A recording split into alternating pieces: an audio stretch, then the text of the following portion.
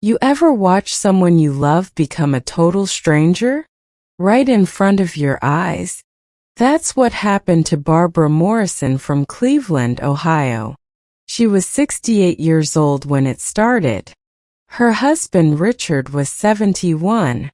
They'd been married 46 years, raised 3 kids. Their son Kevin was 43, successful real estate broker. Made good money, drove a Lexus, lived nearby. Every Sunday like clockwork, Kevin would visit them. Brought donuts, stayed for hours just talking and laughing. "Mom, nobody cooks like you," he'd say, grabbing thirds. Those were the good days. Before she showed up. Her name was Ashley. 36 years old, worked in marketing, divorced twice. Kevin met her at some wine tasting event. 8 weeks later, he called them up. "Mom, Dad, I met someone really special." Barbara felt her stomach drop immediately. Something in his voice sounded off, like he was reading from a script. 3 weeks later, they met Ashley at dinner. She showed up head to toe in designer clothes. Prada bag, expensive heels, the whole deal. Barbara had spent 7 hours making Kevin's favorite lasagna, the one he'd loved his entire life. Ashley pushed the food around her plate slowly. "Oh, I don't really do carbs," she said coldly. "This looks heavy, but thanks for trying." Barbara had busted her back all day, but she smiled, tried to be welcoming. After Ashley left, Barbara turned to Richard. "I don't like her, not one bit." "Give it time, Barb," Richard said quietly. "But a mother knows." For months later, Kevin called again. "We're getting married. 3 months from now." Barbara's heart sank. "That's so fast, sweetheart, are you sure?" "When you know, Mom." But his laugh sounded nervous, forced. The wedding day arrived, cold and rainy. Barbara and Richard showed up early, excited. A wedding coordinator stopped them in the hallway. "Family of the groom? Section C, please." Section C. They were seated in the 4th row. 4th row at their own son's wedding. Ashley's parents sat front row center like royalty. During the ceremony, Barbara watched Kevin carefully. Ashley's hand gripped his arm the entire time, tight like she was afraid he'd run. At the reception, Barbara tried approaching Kevin, but Ashley was always there, blocking her. "Mrs. Morrison, we need photos right now." "Mrs. Morrison, Kevin's busy with the planner." "Mrs. Morrison, maybe give us some space today?" Barbara felt like a stranger at her son's wedding. They left early. Nobody even noticed. Then the real nightmare began. Kevin stopped calling completely.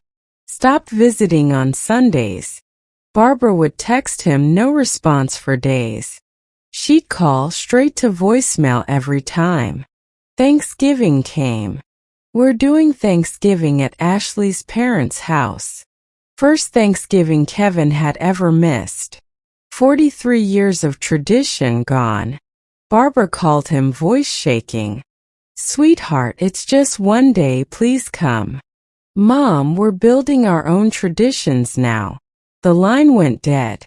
Christmas came, same exact story. New Year's, Easter, his birthday, their anniversary. Every single occasion happened without him. Barbara felt like Kevin had died, but he was still alive, just gone. 6 months into the marriage, Kevin's friend Marcus called. "Mrs. Morrison, have you heard from Kevin? I've been trying to reach him for months. He blocked my number, blocked me everywhere." Barbara's blood ran cold. "You? But you're his best friend." "I know. We've been friends since 7th grade. Something's really wrong here, Mrs. Morrison." Marcus wasn't the only one cut off either.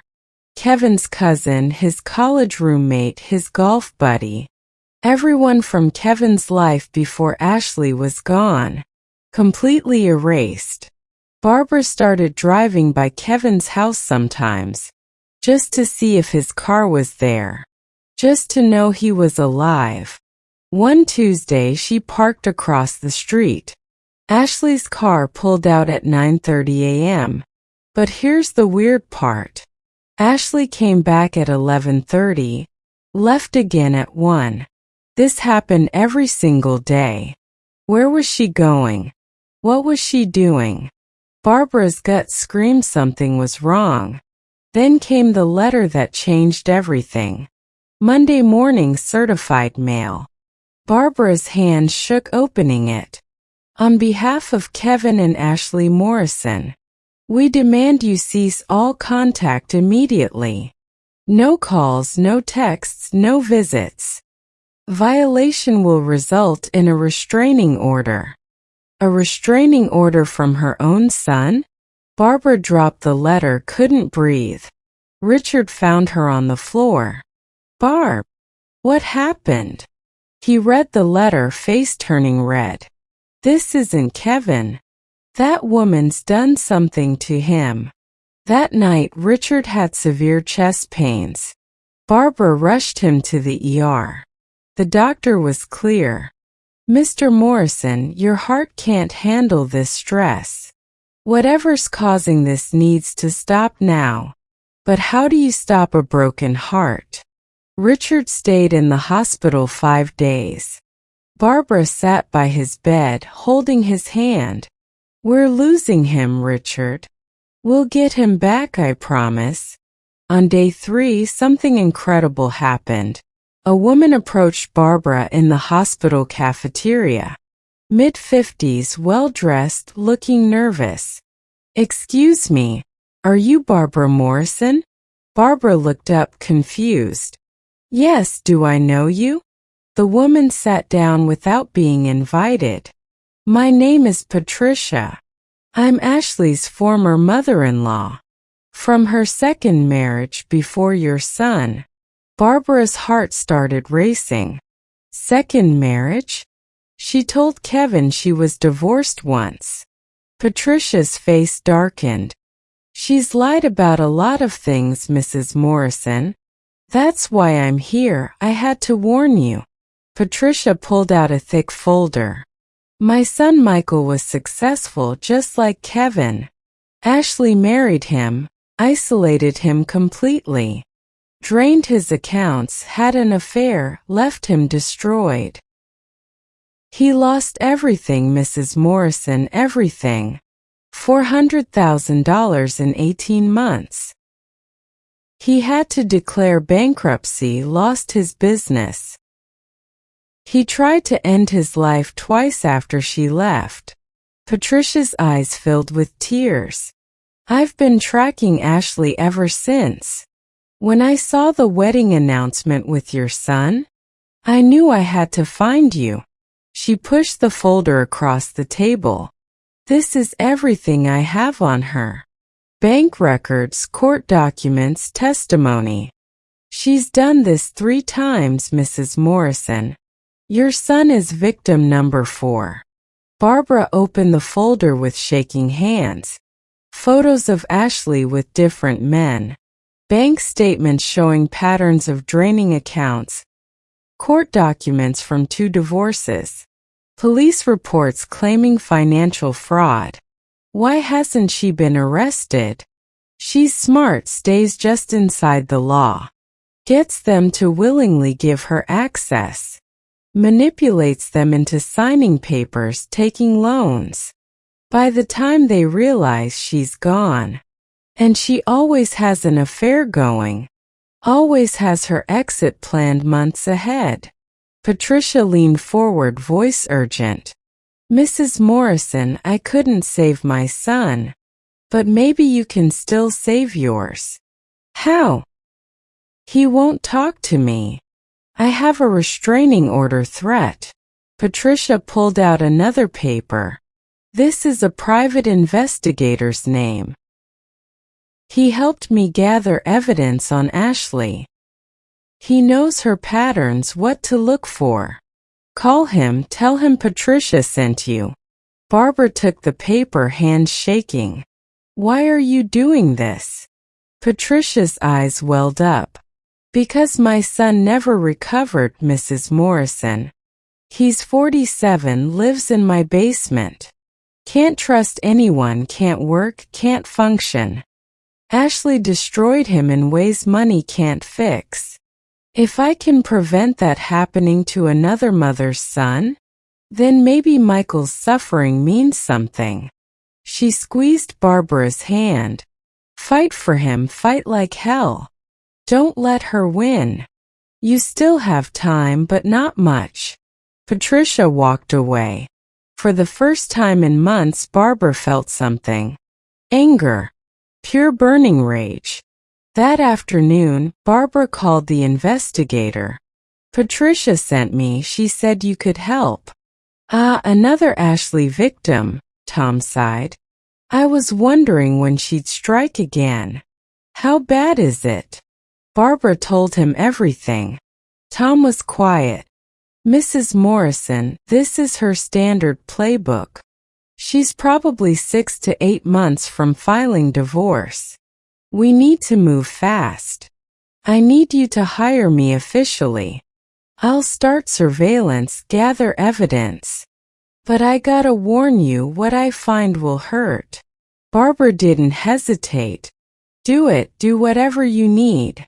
Just bring me proof. Tom started surveillance the next morning. For 3 weeks he followed Ashley everywhere. Photographed her, documented everything. What he found was worse than anyone imagined. Tom called Barbara on a Thursday evening. Mrs. Morrison, come to my office. I've got everything, but you should sit down. Barbara drove there, heart pounding. In Tom's office, he spread photos across the desk. Your son's wife is having an affair with her ex-husband, Brad Stevens. She's been seeing him since before the wedding. Barbara stared at the photos. Ashley kissing Brad, holding hands, entering a condo. She's renting a condo downtown for $1,000 a month.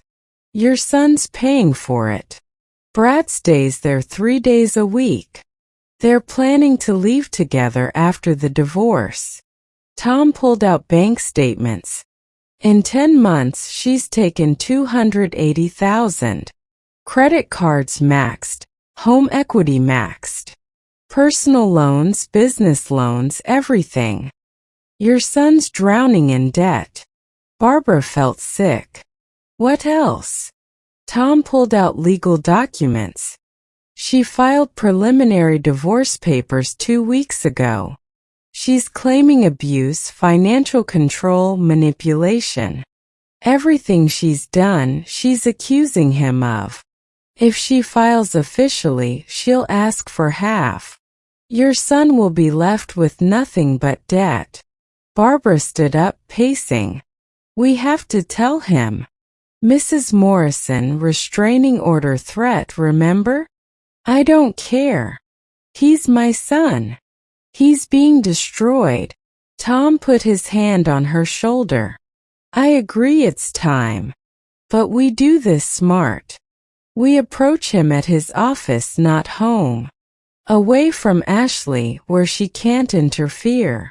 We bring everything, hit him with truth at once. It's our only shot. If we screw this up, we lose him forever.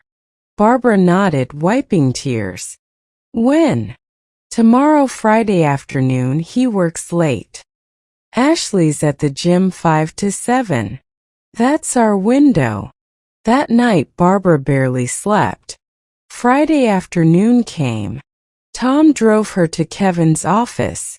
Stay calm, stick to facts, show evidence. Don't get emotional, don't attack Ashley. Let the evidence speak. They walked in at 5:15. Kevin was at his desk, looking exhausted. So thin, dark circles under his eyes. He looked up, saw Barbara, face went white. Mom? You can't be here. Ashley will call the police. Barbara walked straight to his desk. Kevin, sit down, you need to see something. Mom, I'm serious, you need to go. I'll call security. Tom stepped forward, placed the folder down. Mr. Morrison, I'm Tom, private investigator. Your mother hired me to look into your wife. What I found you need to see now. Kevin looked confused, scared, angry. Look into my wife? What are you talking about? Mom, what have you done? This is crazy. Barbara's voice was firm. Kevin, just look at the evidence. If I'm wrong, I'll leave, never bother you again. But if I'm right, your entire life's at stake. Something in her voice made Kevin pause. He opened the folder slowly. His face changed with every photo. Confusion, shock, horror, rage, disbelief. No, this can't be, Ashley wouldn't. These are fake, you photoshopped these. Tom pulled out his phone, showed him video. Ashley and Brad kissing outside the condo yesterday. Kevin watched 3 times in complete silence. His hands shaking, breathing getting faster. The bank statements, Kevin, Barbara said gently. Kevin looked at the numbers, face crumbling. 280,000? In 10 months. How is that possible? I would have noticed. You're working 70-hour weeks, son, Tom said. When's the last time you checked your accounts? Kevin's face showed he couldn't remember. She handles finances, she's better at it. She sends me papers, I just sign them. Oh God, what have I done? Tom pulled out the divorce documents. She's planning to file within 2 weeks. She's accusing you of abuse, taking everything. She's done this 3 times before you. You're victim number 4 in her pattern. Kevin stood up suddenly, knocking his chair over. I need to go home, confront her. No. Barbara grabbed his arm. Not yet, we need a lawyer first. If you confront her now, she'll disappear. We need to freeze accounts, file first, protect you. Kevin looked at his mother, really looked like seeing her for the first time in months. Mom, what have I done to you and Dad? The things I said, how I treated you. His voice broke, tears falling. Oh God, Dad. Is Dad okay? The hospital. Barbara started crying too. He had a heart attack, Kevin, from losing you. Kevin collapsed into his chair, sobbing. I'm so sorry, Mom, so sorry. She got in my head, made me believe. I know, baby, I know. Barbara held her son while he cried. Tom stepped outside, gave them privacy. After 10 minutes, Kevin wiped his face. What do I do now? First, we call a lawyer right now. Tom had already arranged one. Within an hour, Kevin was in a lawyer's office. Emergency motions filed before close of business. Accounts frozen, assets protected, restraining order against Ashley. The lawyer was good, moved fast. Mr. Morrison, don't go home tonight. She can't know we're onto her yet. Let her think everything's normal. Tomorrow morning we serve her at dawn. Kevin stayed at Barbara and Richard's that night. Richard was still weak but got out of bed. Saw Kevin standing in the doorway. Dad, I'm so sorry. Richard held up his hand. You're home, that's all that matters. The 3 stayed up all night talking. Kevin told them everything Ashley had said. How she convinced him they were controlling. How she made him believe they didn't want him happy. How she twisted every memory into something ugly. She said you only loved me for my money. That you resented my success, wanted to control me. She made me feel guilty for every visit, like I was betraying her by seeing you. Barbara felt sick but didn't say, "I told you so." She just held her son, grateful he was back. Saturday morning, 7 a.m. Sheriff arrived at Kevin's house. Served Ashley with divorce papers, restraining order, fraud investigation. Tom was there documenting everything. Ashley's reaction was spectacular according to Tom. She screamed, threw things, threatened everyone. "This is illegal. You can't do this. Kevin will pay for this. I'll destroy him." But her threats were empty now. Kevin had filed first, had evidence, had the law. Ashley called Brad immediately, packing frantically. But here's the twist nobody saw coming. Brad wanted nothing to do with her. "Ashley, you said you had money. You've got nothing? Then we've got nothing." He hung up, blocked her number. Ashley was left alone. No money, no Brad, no plan, no way out. She tried calling Kevin 50 times. He didn't answer, had blocked her completely. She showed up at Barbara's house that evening. "Mrs. Morrison, please, I can explain. Kevin's got it wrong, that's not what happened. Please, just let me talk to him." Barbara stood in her doorway, looking at Ashley coldly. "You're not welcome here, leave now. Please, I have nowhere to go. I don't have any money, I don't have anything." Barbara felt zero sympathy. "You should have thought about that before. Now get off my property." Ashley's face changed, mask dropping completely. The sweet act disappeared. Pure rage replaced it. "You stupid old woman, you ruined everything. I had him completely, and you destroyed it. I hope you're happy watching your son go bankrupt."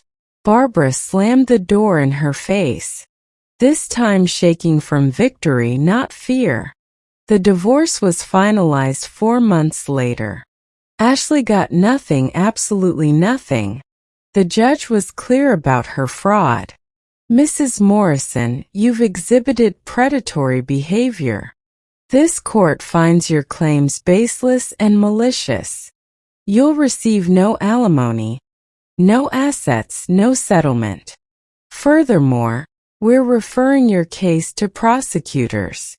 Ashley left screaming threats. But nobody cared, she was powerless. Kevin's recovery took time. The debt was real, $280,000. He sold the big house, moved smaller. Took extra clients, worked weekends, paid it down. But here's what really mattered. He had his family back. Sunday dinner started up again. Kevin never missed one, not once. Holidays were celebrated together, all of them. Kevin went to therapy twice a week, learning about manipulation, narcissistic abuse, coercive control. Learning it wasn't his fault. That took the longest to accept. 2 years later, Kevin was doing better. Still single, still cautious, but alive and whole. Richard's health improved dramatically. The chest pains decreased, stress melted away. 3 years later, all Kevin's old friends were back. Marcus, his cousin, everyone. His life rebuilt piece by piece. 4 years later, Kevin met Jennifer. A teacher, kind, genuine. He brought her to Sunday dinner after 3 months. Barbara watched carefully, looking for red flags. But Jennifer was different, completely different. She asked about family photos. She helped clear dishes without being asked. She laughed at Richard's terrible jokes. She encouraged Kevin to call his sisters more. After dinner, Jennifer pulled Barbara aside. "Mrs. Morrison, Kevin told me what happened. I just want you to know I'm not her. Family's important to me. I hope we can be friends." Barbara felt tears in her eyes. Thank you, Jennifer. That means everything. Kevin and Jennifer got married 2 years later. Small ceremony, just family and close friends. Barbara and Richard sat front row this time, right where parents belong. Kevin's vows made everyone cry. I promised to never forget where I came from, to never let anyone come between us and family. Mom, Dad, thank you for saving my life.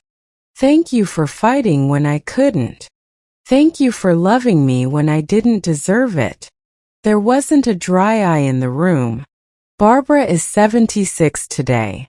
Richard is 79. Kevin is 51, happily married to Jennifer. They have 2 kids, beautiful grandkids.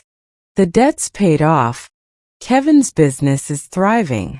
But more importantly, the family is whole. Every Sunday they gather at Barbara's house. 3 generations around the table laughing together. Kevin never takes it for granted. He knows how close he came to losing everything. How his mother's love saved his life. Now he tells his story to others. Warns them about predators who hunt vulnerable people. If someone's isolating you from family, that's a red flag. If someone's controlling your money, that's a red flag. If someone makes you choose between them and family, that's not love, that's control, and you need to run. He's helped dozens of people escape similar situations. Paid forward the gift his mother gave him. Does your family feel more distant these days? Are holidays happening somewhere else without you? Is your child working constantly while their partner spends freely? These are warning signs. Trust your gut, it's usually right. Don't wait until it's too late. Barbara almost lost Kevin forever. But she fought back, never quit trying. She trusted her gut, got help, acted fast. And because of that, Kevin's alive and thriving today. That's the power of a mother's love. That's what never giving up looks like. Could you be that strong for your child? Think about it. Because tomorrow might be too late. But today you still have a chance. Start today, start right now. Send that text, make that call. Tell them you love them, you're worried. Tell them you'll always be here no matter what. That message might save their life. Just like Barbara's persistence saved Kevin's. Don't give up on them. Family's worth fighting for always.